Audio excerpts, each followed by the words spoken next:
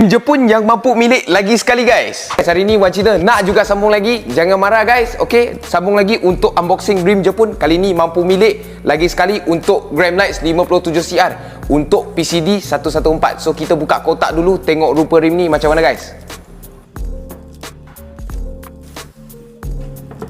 Okay guys, so inilah rupa rimnya Gremlites 57CR. Hari itu Wan Cina baru unboxing satu set untuk PCD 112.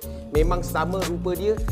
Korang jangan marah lah, Wan Cina nak juga buka kotak lagi sekali untuk korang sebab bagi nampak rupa rim ni yang cantik. Okay, so 5 spoke yang sangat simple, warna hitam kilat, memang sangat kilat hitam dia. Okay, 5 spoke yang simple ni, dia bukan sahaja sangat simple dan juga dia belanja kaliper. Nampak kosong dia berapa banyak, pasang big brake kit tu memang sangat belanja. Anti slip dia pun ada. Okey, nampak surat beranak semua ada. Okey, kualiti memang finishing semua sangat cantik. So kita bagi tengok rupa berat rim ni berapa dulu guys.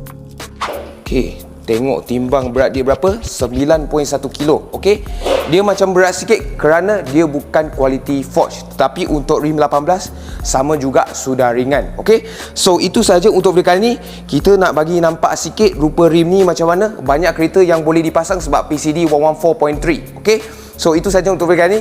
Kalau korang suka video kali ni, tolong like, share dan komen ke bawah apa yang korang nak tengok seterusnya. Macam biasa, cari Wan Cina. Thank you guys.